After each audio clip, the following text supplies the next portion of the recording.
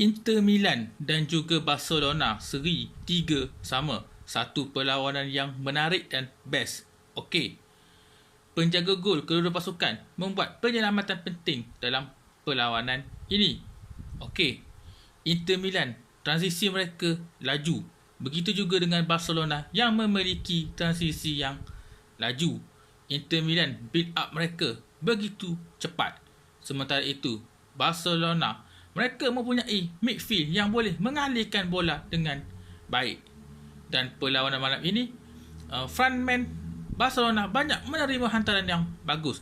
Manakala Inter Milan, wingback mereka banyak memberikan hantaran yang baik kepada pemain serangan mereka. Dan perlawanan ini kita dihidangkan dengan aksi yang laju.